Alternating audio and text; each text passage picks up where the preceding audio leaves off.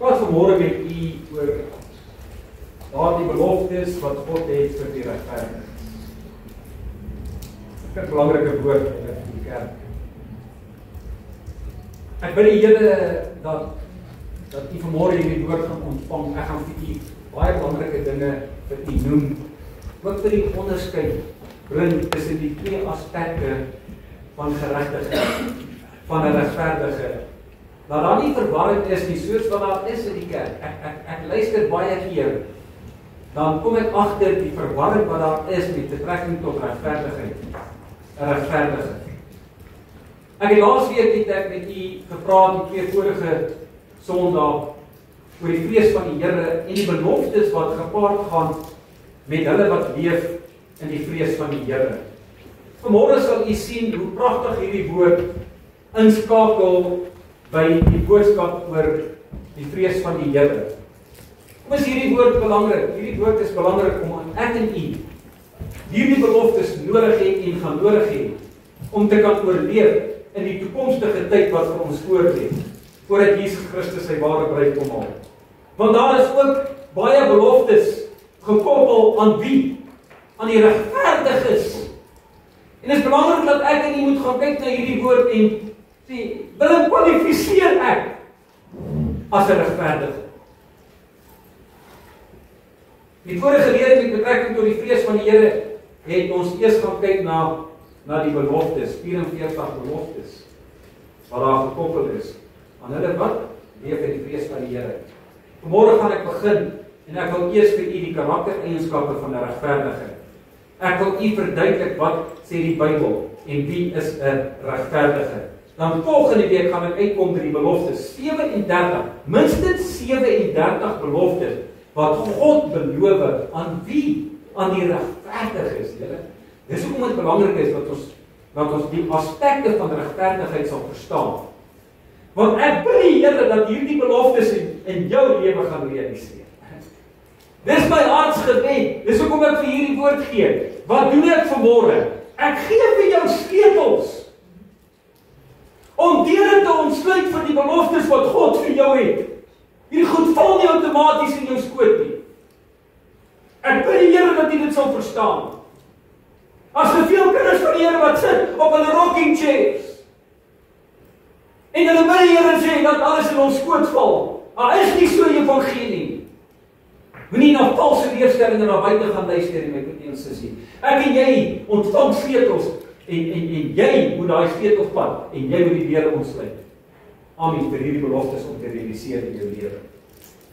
God gee vir ons hierdie woord. Ek glo dat hierdie woord is 'n woord in seisoen. Is wat die Here met die kerk besig is nou. Amen. Ek weet nie wat gaan God volgende jaar sê nie, maar ek weet wat die Here mee besig is in hierdie jaar. So hoor wat die Gees van God in die gemeente sê vanmôre. Waar was alle mense met betrekking tot God se geregtigheid? Ek wil hê ons moet in die eerste plek daarna gaan kyk. Wat sê die Bybel? Nou as jy gaan kyk na Romeine 3 vers 10 gee vir ons die antwoord. Sê vir ons hierdie gedeelte, soos geskrywe is, daar is niemand regverdig nie, selfs nie een nie. Ek wil ons moet gaan kyk, waar was ons met betrekking tot regverdigheid? Geen mens in hierdie wêreld was nie eens regverdig nie. Praat voordat Jesus gekom het en 'n verskil kom maak het. Hierdie regverdigheid wat Romeine 3 vers 10 van praat, het te doen met 'n kondisie, 'n toestand. Dit het te doen, my broer en suster, met 'n posisie waarin jy is. Hierdie is ontsettend belangrik. Ek wil hê dat u my nie hier moet mis nie. Want daar is 2 aspekte van geregtigheid wat ek vir u gaan voorhou. Hierdie ene het betrekking tot die eerste geregtigheid, wat 'n posisie, 'n kondisie, 'n toestand is waarin jy is.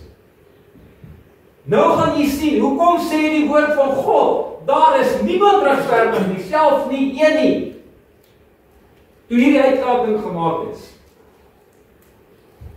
Want dit was deur een mens, deur een daad van ongeregtigheid, wat jou en my in die posisie en die kondisie laat beland het. Baie belangrik. Wie is hierdie een mens? Adam. Een daad van ongeregtigheid, een sonde wat hy gepleeg het, het veroorsaak dat alle mense in hierdie kondisie beland het. Baie belangrik dat ons dit moet verstaan. Romeine 5 vers 12 en 13. Daarom, soos deur een mens die sonde in die wêreld gekom het en deur die sonde die dood. Wie is hierdie mens? Adam. En so die dood tot alle mense deurgedring het. Omdat almal gesondig het, my broers en susters, wat sê Romeine 3 vers 23? Almal het gesondig en dit ontbreek hulle aan die heerlikheid van God. Almal het gesondig, want voor die wet was daar al sonde in die wêreld. Maar sonde word nie toegereken as daar geen wet is nie. Wat vers 12 en 13 sê, kan ek aangaan om vir hierdie gedeelte verder te lees, baie belangrik, jy moet dit verstaan. Ek lees van vers 14 tot 17, dan gaan ek weer vir die vers 18 wys. Tog het die dood geheers van Adam tot Moses. Hoekom kom God en hy sê die dood het geheers van Adam tot Moses? Wanneer het God die wet gegee vir die volk? Moses het God 'n wet gegee vir Adam. Ja, een wet. Wat was die wet? Jy mag nie eet van die boom nie. Dis al wet wat hy gehad het, wat ek lees in die Bybel. Maar toe hy gesondig het en hierdie wet oortree, het God nie die wet gegee voordat Moses na vore gekom het nie. Toe gee God vir Israel wette. Nou sê hy van Adam tot by Moses was daar geen wet nie. Maar tog het die dood geheers van Adam tot Moses. Ook oor hulle wat nie gesondig het in die gelykheid van die oortreding van Adam nie, want mense kon nie meer sondig in die gelykheid van die oortreding van Adam nie. Watter ander mense het oortree? Natuurlik Eva, maar kom ons gaan kyk na die mense wie die sonde ingekom het. Na hulle het niemand weer van die boom van kennis van goed en kwaad geëet nie. Niemand nie. So daar was nie meer gelykheid aan hierdie sonde na Adam nie. Dis wat die skrif hier vir ons sê. 'n Voorbeeld is van hom wat sou kom. Maar dit is met die misdaad nie soos met die genadegawe nie. Want as deur die misdaad van die een baie gesterf het, want die dood het daardeur ingekom. Veel meer het die genade van God en die gawe deur die genade van een mens, Jesus Christus, vir baie oorvloedig geword. En nie soos die een wat gesondig het, is die gawe nie, want die oordeel was uit een tot veroordeling. Ek en jy is veroordeel op grond waarvan? Sonde wat daarom gepleeg het. Jy moet verstaan. Ja, maar ek is 'n baie goeie mens. Nee, jy is veroordeel op grond van die sonde van een mens. Want die oordeel was uit een tot veroordeling, almal. Maar die genadegawe is uit baie misdade tot vryspraak. Want as ten gevolge van die misdaad van die een die dood geheers het deur die een, veel meer sal hulle wat die oorvloed van die genade en van die gawe van die geregtigheid. Ek praat met u oor die geregtigheid met betrekking tot die kondisie, posisie waarin jy is. Hierdie is 'n gawe van God. Amen. Baie belangrik. In die lewe heers deur die een Jesus Christus. Hierdie posisie wat verander het, is verander deur dit wat Jesus kom doen. Dis net die genade van God. Niks met jou te doen. Nie jou werke of jou dade kan jou herstel van hierdie posisie waar almal gesondig het en hierdie geregtigheid van God is. As niemand regverdig nie, selfs nie een nie, omdat almal gesondig het. Sien. In elk geval, hoekom? Want ons het 'n sondige natuur van wie ontvang? Adam. Nou sê vers 18 die volgende. Daarom dan, net soos dit deur een misdaad vir alle mense tot veroordeling gekom het. Verstaan jy wat is hierdie misdaad van een? Adam. Is almal veroordeel. Amen. So is dit ook deur een daad van geregtigheid vir alle mense tot regverdigmaking van die wat die lewe. Wie het hierdie daad van geregtigheid kom pleeg? Jesus Christus aan die kruis van Golgotha. Deur Jesus wat sy bloed laat vloei het, is ek en jy geregverdig. Amen. Dankie. Susters, vrede op God. Amen. Anders was ek en jy verdoemd en verlore gewees. En Jesus het gekom as laaste Adam in hierdie wêreld om reg te maak wat die eerste Adam verbrou het. En jou en my in 'n kondisie geplaas het, my broer en suster, van sonde en ongeregtigheid. Daarom was daar niemand regverdig nie, voor Jesus Christus gekom het, en toe kom Jesus Christus. En deur sy bloed sit hy in 'n ander posisie. Amen. Want wat sê Kolossense 1 vers 13 en 14? Hy wat ons verlos het uit die mag van die duisternis en ons oorgeplaas het waarheen? In die koninkryk van sy seun van sy liefde. En wie ons verlos het deur sy bloed, naamlik die vergifnis van sonde. Amen. Kolossense 2 vers 13 en 14. Julle wat dood was deur die misdade en die onbesnedenheid van julle vlees, het hy lewend gemaak saam met Christus natuurlik, sê die woord van die Here. En die skuldbrief teen ons wat ons vyandig gesind was, het hy uitgedelg, weggeruim, aan die kruis vasgenaal. Amen. Elkeen van ons het 'n brief gehad, 'n skuldbrief van sonde. Christus het hierdie brief kom uitdelg. Ek en jy het nie meer 'n brief. Amen. Halleluja. Hierdie geregtigheid wat gebaseer is op genade is 'n gawe van God. En wat is die belofte hier? Wat is die beloning hier? Ewige lewe. Amen. Hierdie is belangrik dat jy dit moet verstaan, want ek gaan nou die ander aspek van geregtigheid verduidelik. Jy sien, die ander aspek van geregtigheid het niks te doen met jou ewige lewe nie. Hierdie geregtigheid het te doen met jou ewige lewe. Die loon van hierdie geregtigheid, as jy geregverdig is deur die bloed van Jesus, het jy die ewige lewe. Amen. Wees krities. Baie belangrik, moet jy verstaan. Romeine 5 vers 20 en 21.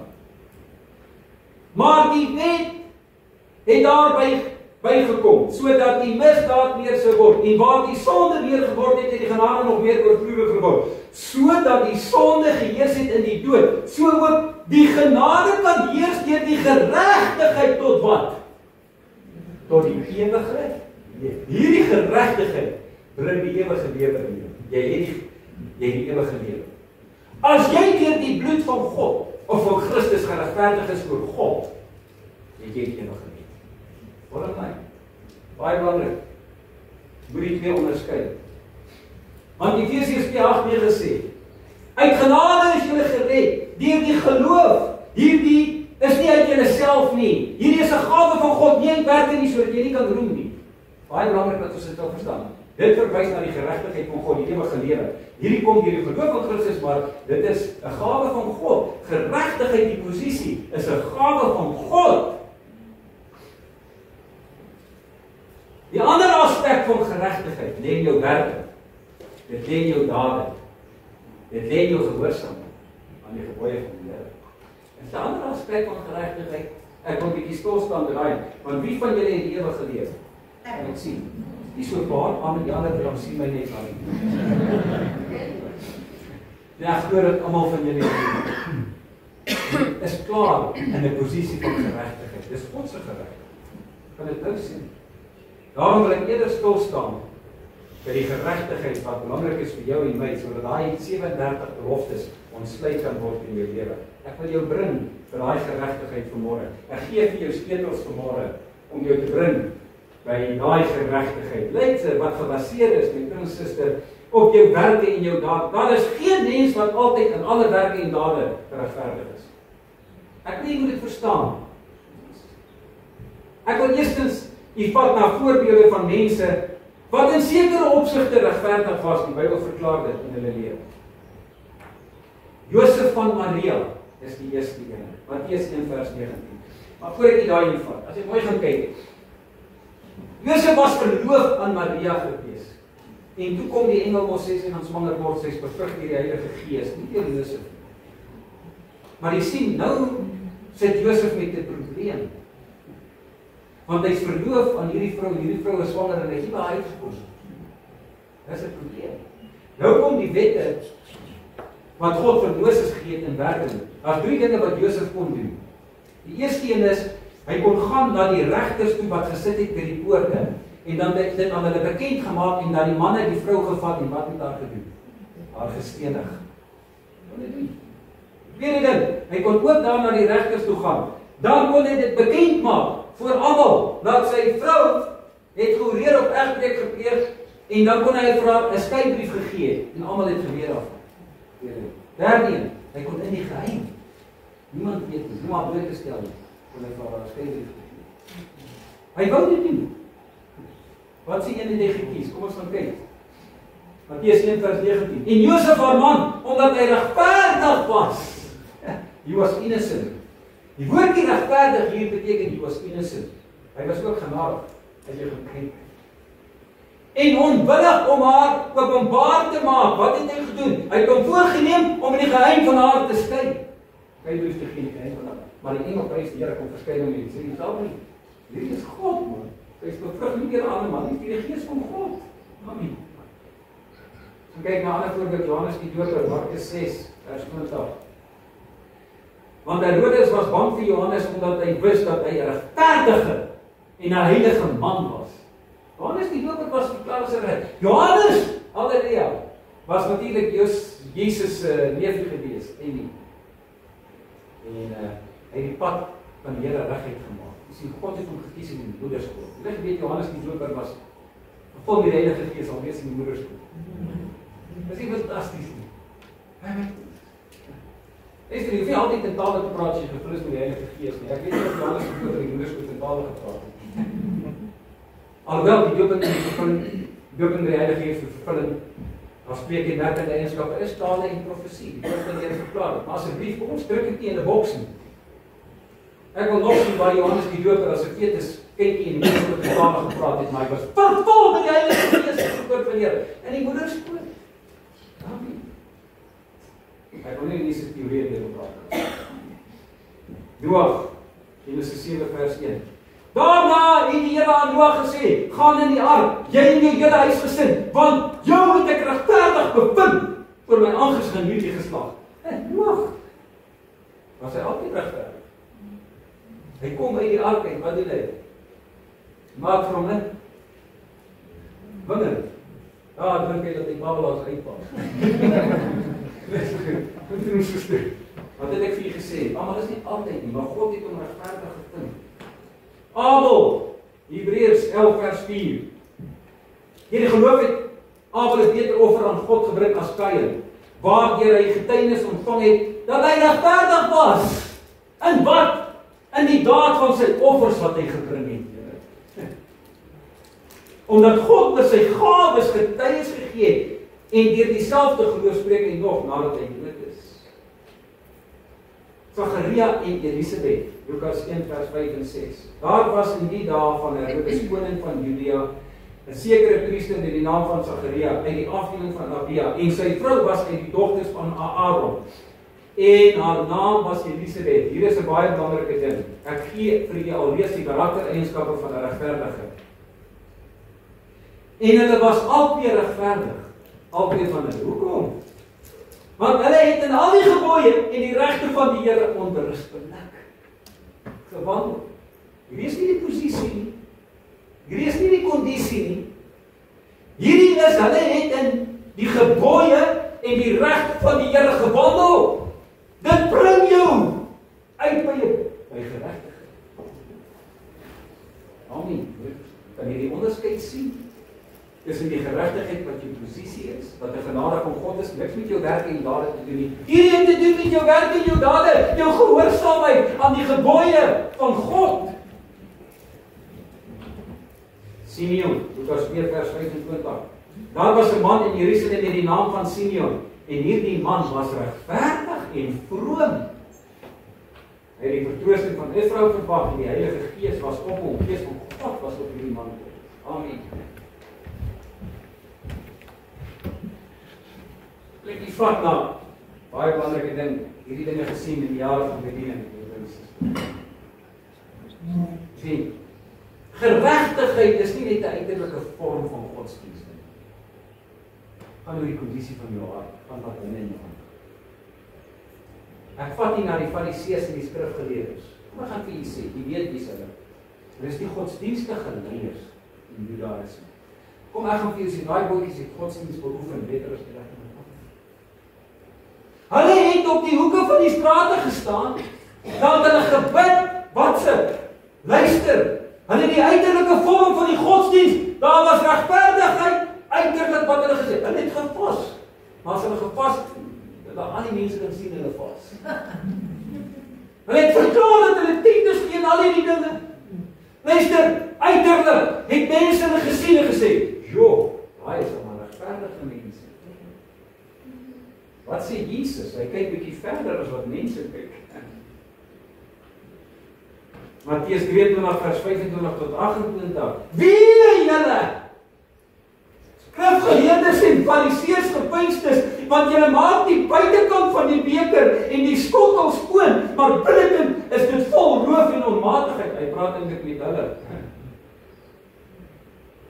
Blinde fariseërs, maak eers die binnekant van die beker en die skottel skoon, sodat ook die buitekant daarvan skoon kan word. Nou gaan hy aan, hy sê, nee, julle skrifgeleerdes en fariseërs gepyns, nou praat hy direk met hulle. Want julle is net soos gebitte grafte, beteken bid gepleisterde grafte. Ja, dit mooi van buite af. Buite wel, lyk dit fraai, maar van binne vol doodsbenere en alle onreinheid, man. Allerhande onreinheid is daarin. So lyk julle ook van buite vir die mense wel regverdig. Amen. Maar van binne is julle vol gepynsheid en ongeregtigheid. En so ook deur die jare, dan kan ons baie keer mense aanskou en van buite af lyk hulle so regverdig. Hulle doen al die goeie godsdienstige dinge, maar van binne vol sonde, ongeregtigheid, onheiligheid. Wat ou nie van weet nie, jy sien mense baie keer. Baie versigtig wees. Die fariseërs en skrifgeleerdes vandag in ons tyd, vat nie na die karaktereienskappe van regverdige. In die eerste plek, met ons sister. En hierdie ene is van toepassing op beide, jou posisie en ook jou dade. Dit is geloof, kryf geloof weer. Hoekom dink jy dat ons 'n altaar gebou? Geloof is ontsettend belangrik. Want dan die ander een kom gehoorsaam. Geloof is belangrik vir beide aspekte van geregtigheid. Het sy die posisie, die kondisie of die toestand waarin jy is, of gebaseer op jou werk en jou dade.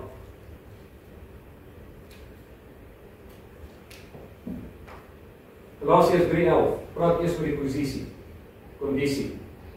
En dat niemand deur die wet by God geregverdig word nie, is duidelik, want die regverdige sal deur die geloof leef. Luister my broer en suster, en dis wat Ou Testamentiese mense vir jou wil doen. Hulle wil jou regverdigheid, jy praat van jou posisie, jou kondisie. Wil hulle die wet gebruik en sê, luister, jy kom in daai kondisie deur die wette te onderhou van die, ek praat van die Torah. Aan die werk nie. Jy het geloof nodig in Jesus Christus. Romeine 1:17.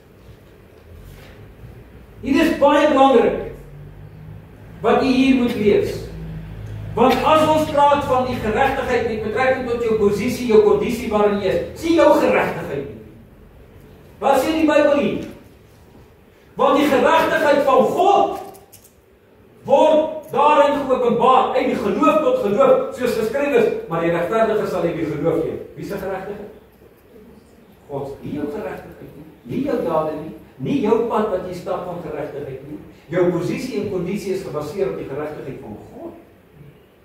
Dit is jou ding. Dit is belangrik dat jy jou nie moet onttrek van hierdie geregtigheid nie. Want onthou, wat is die eerste kenmerk? Is geloof. Hoe onttrek jy van hierdie geregtigheid van God? Deur jou geloof te verloor. Jou geloof prys in Jesus Christus. Hebreërs 10:38. Maar die regverdige sal uit die geloof lewe. En as hy hom onttrek, het my siel geen welbehae in hom nie. Hoe onttrek jy jou van hierdie geregtigheid van God? Deur afvallig te word van jou geloof. Nou, is mense in hierdie wêreld wat letterlik afvallig word van hulle geloof in Jesus Christus. En God sê dit geen welbehae nie. Hulle onttrek hulle van geregtigheid. Ek praat van 'n posisie en 'n kondisie. As jy dit doen, verloor jy wat?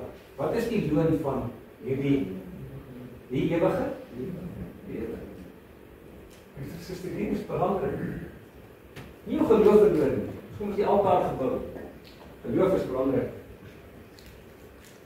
Ons weet ons wat sê Galasiërs 5 vers 4, as jy jou losmaak van Christus, wat 5, val jy buite die genade van God. Jy is gered deur God se genade. As geen redding, as jy, luister, afval van die geloof nie, en jy verloor hierdie geregtigheid, jou kondisie en jou posisie. As geen hoop vir jou. Wat die woord sê, ons moet gaan kyk wat sê God se woord. Jy sien, want ons is die geregtigheid van wie? In Christus. Geregtigheid van God. Hoor wat sê hierso 2 Korintiërs 5:21. Want hy, God, het hom, Jesus, wat geen sonde geken het nie, sonde vir ons gemaak, sodat ons kan word die geregtigheid van God in hom. Nie jou geregtigheid. Geregtigheid van God. Dis jou posisie, dis jou kondisie, dis die ewige lewe. Amen. Die belofte wat hy gee vir ons. Romeine 5:19 skryf dit neer. Veel meer dan sal ons, nou dat ons geregverdig is in sy bloed, deur hom gered word van die toorn. Hoe is jy gered? Waarvan is jy gered? Jy is gered van die toorn van God. Wat is die toorn van God wat kom? Die hel! Broeder en suster, daar is 'n toorn van God wat kom. Die hel. Amen. Ons is gered waarvan? Van die toorn. Want as ons terwyl ons nog vyande was met God versoen is deur die dood van sy seun, het 'n versoening plaasgevind, want we are again in right standing with God. Is jou standing, is jou posisie hierdie. Luister, dit het plaasgevind deur wat? Deur die bloed van Jesus, Jesus Christus. Tweede eienskap van geregtigheid. Het jy dit eers een? Geloof. En Jesus Christus, deur die bloed van die lam, deur sy kruisdood, is ek met God versoen. Nou is ek in die regte posisie. Ek het die geregtigheid van God. Amen. Hy het ewige lewe.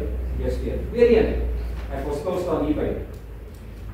Hierdie het te doen met jou werke, jou dade van geregtigheid, jou gehoorsaamheid. Ook geloof natuurlik is belangrik, maar hier kom gehoorsaamheid nou by. Regverdig is hulle wat die pad van geregtigheid en die pad van heiligmaking stap en dit doen. Klem jy nou op die doen. Luister, gekoppel aan regverdige dade. Daar is in een plek die geloof tot geregtigheid, nou is dit gehoorsaamheid tot geregtigheid. Is dit God se gehoorsaamheid? Nie jou gehoorsaamheid. Jou en my. Hierdie is 'n ander aspek van geregtigheid.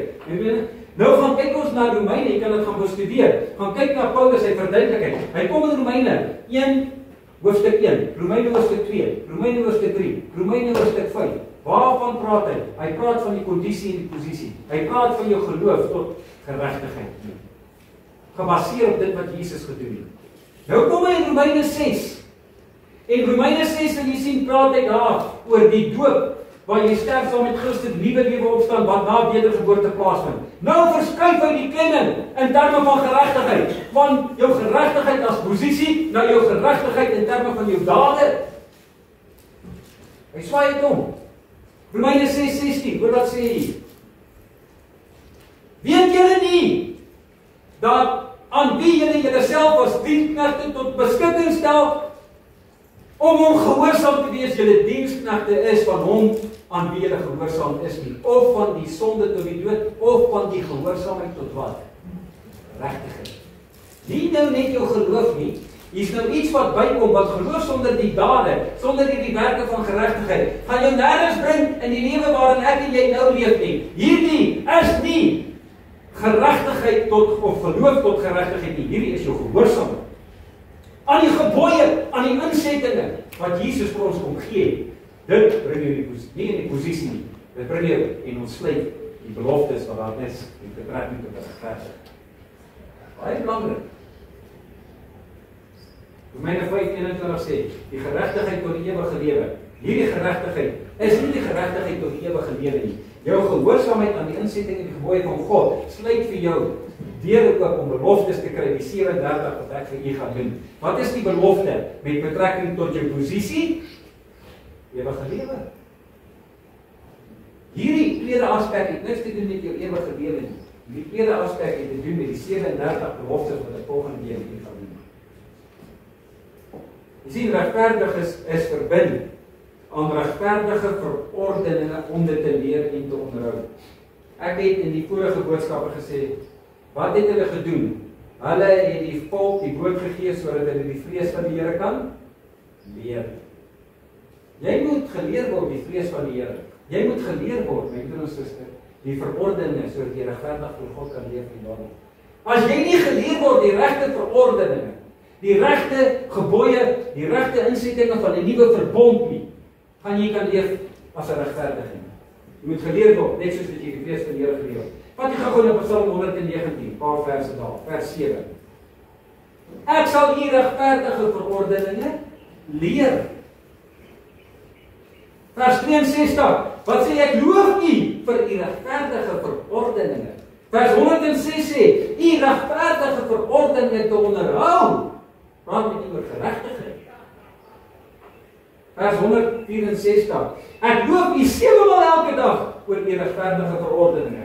Jo, waar is ons?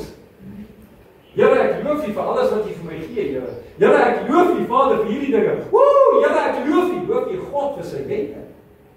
Vir sy verordeninge in die Nuwe Testament. Die ander voorbeeld. Wie van julle loof die Here daarvoor? Wie is 'n regverdige? Die een wat geregtigheid het. Wat moet die tweede aspek van geregtigheid? 1 Johannes 3:7 sê dit baie duidelik. My kinders, laat niemand julle mislei nie. Hier's misleiding in hierdie wêreld, in preke wat uitgaan en mense verstaan nie die onderskeid tussen hierdie twee aspekte van geregtigheid. Luister, ek bid die Here dat daar geen misleiding sal wees en verwarring by u nie. Wie die geregtigheid doen, is regverdig. Dis hy regverdig. Die tweede aspek van geregtigheid. Wie is 'n regverdige?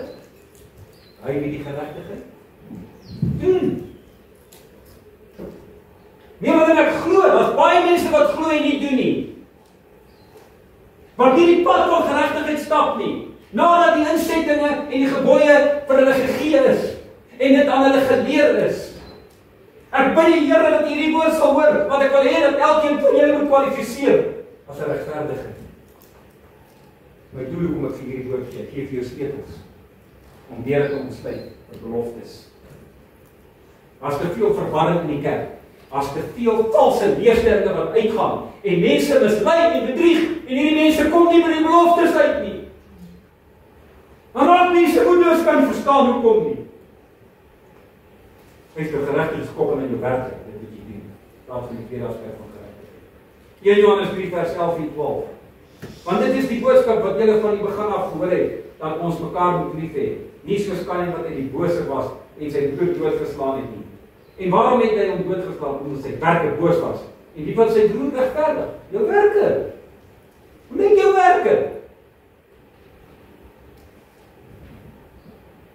Jy sien, jy's 'n regverdige indien jy gehoorsaam is aan die insetting en die gebooie wat God vir ons gegee het aan Christus. Romeine 2:13. Want almal wat sonder die wet gesondig het, sal ook sonder die wet verlore gaan. En almal wat onder die wet gesondig het, sal deur die wet geoordeel word. Omdat nie die hoorders van die wet by God geregverdig is nie, maar wie? Die daders van die wette, die daders van die woord, en die wet gaan by God geregverdig word. Luister, hierdie het niks te doen met die eerste aspek van geregtigheid. Jou kondisie, jou posisie van dit. Dis deur die genade van God, geen werke nie, geen dade nie. Belangrik dat jy die twee moet onderskei. Die geregtigheid is jou werke, is jou dade. Dit is ons met die wette onderhou. Nou kom die misleiding in van die predikers. Op grond van hierdie skrif wat sê, wil ons pad terug na die Torah se wette toe. Hierdie het niks te doen met die wette van die Torah nie. Nee, nou, Willem, ons kan nie geregverdig word as ons nie hierdie wette onderhou nie. Nee. Vriend, suster, weet jy, wat sê Hebreërs 7 vers 12? Want met die verandering van priesterskap kom daar noodsaaklik ook verandering van die wet. Hy praat van Melchisedek. Melchisedek, luister, na wie word verwys as jy kyk na die priesterskap en die orde van Melchisedek? Na wie word verwys? Jesus Christus. Gaan kyk in die konteks van die hele Hebreërs 7, dan sal jy sien dat 'n verandering gekom in terme van die priesterskap. As daar verandering kom in priesterskap, is daar verandering van wat? Die wet. Ons is nie meer onder die hoëpriester Aaron in die Ou Testament nie. Ons is onder die priester, hoëpriester Jesus Christus van die Nuwe Testament. Nou daar nuwe wette gekom, wie het die wette gebring? Jesus. Wil jy regverdig wees? Leer die wette van Jesus en die verordeninge. Dan God vir hierdie wette en verordeninge en doen dit. Hy wie geregtigheid doen, hy is 'n regverdige.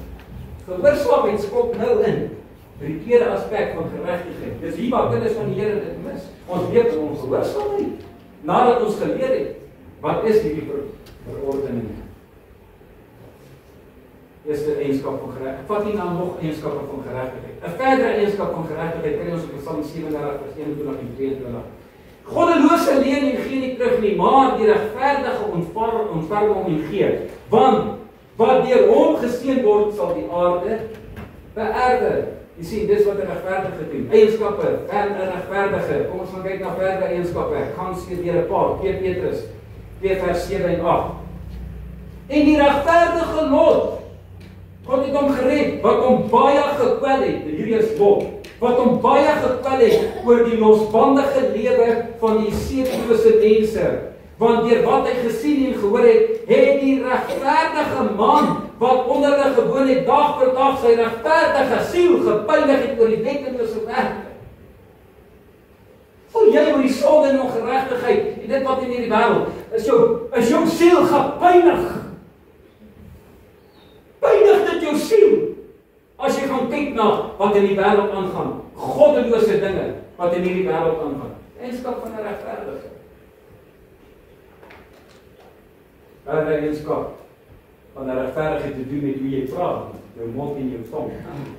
Jy gaan sien hoe mooi skakel hierdie twee, die vrees van die Here en 'n regverdige. Hoe skakel hierdie dinge in een? Dis gekoppel aan mekaar.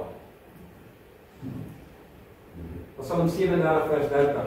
Die mond van die regverdige verkondig wysheid en sy tong spreek wat reg is. Dan kan jy luister na iemand.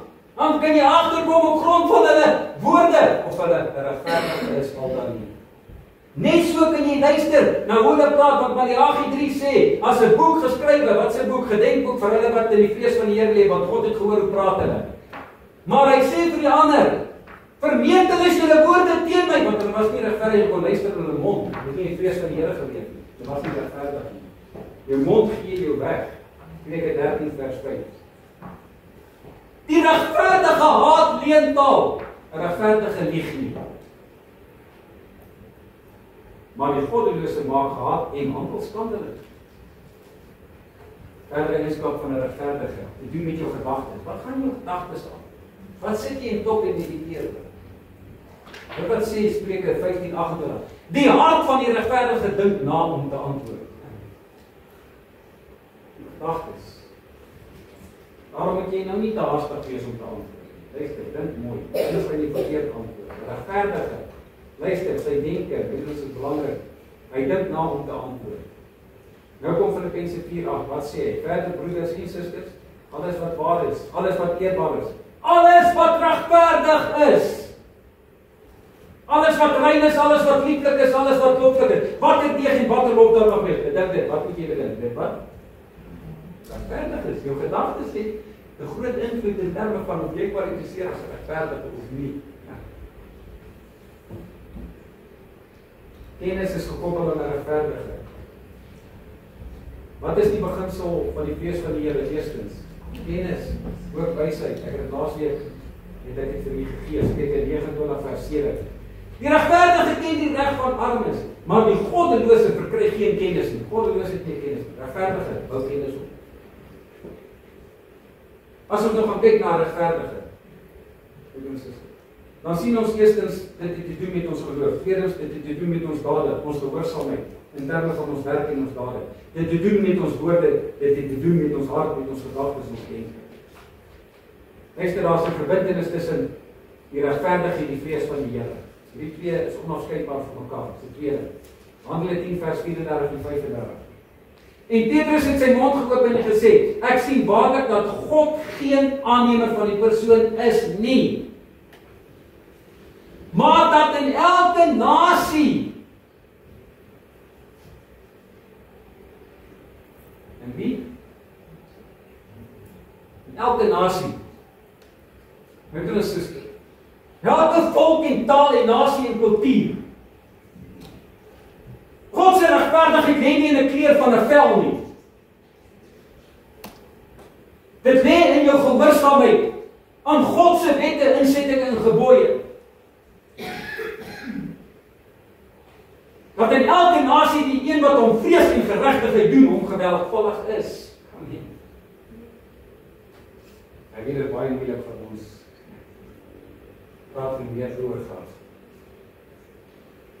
Broer en suster, wanneer God na mense kyk wie hy geskaap het, sien hy elke volk en taal en nasie in die nuwe verbond.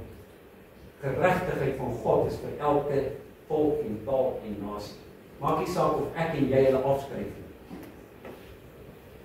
As jy sit met rasisme, kom ek vandag vir jou sê, sit jy met 'n probleem. Luister, ons almal, net vir dit baie gevoelens. Staan dit vir die suster. Die Here moet ons help. Jy sien, want jy's buite God se wil. Daar vir jy sê, jy sit vanmôre, luister na die woord van God. Nie ek wat so sê.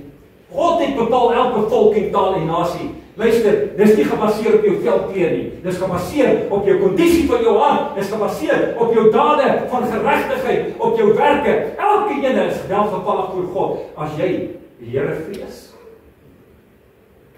Amen. Dink jy, is net sekere klere wat gehoorsaam is? Geen sonde en ongeregtigheid het nie. Ek weet, dis 'n baie moeilike aspek wat ek nou aanraak. Staf my broer en sussie. Die evangelie is nie te sissies nie, staf. Amen.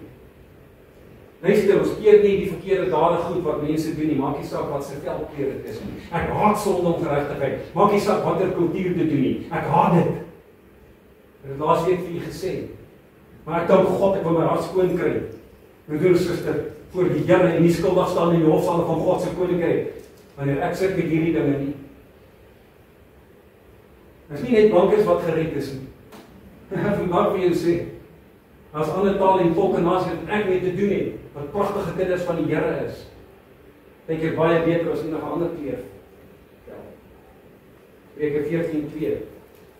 Wie in sy opregtheid wandel vrees die Here. En wie? Opregtheid. En jy sien, twee is onafskeidbaar van mekaar. Opregtheid is in die vrees van die Here.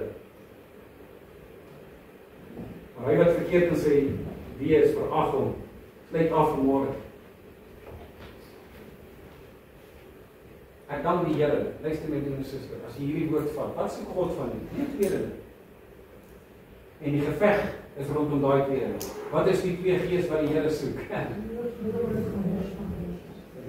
Hoorsaam. So kom God ons hierdie altaar laat bou het 'n paar jaar terug sê Desember.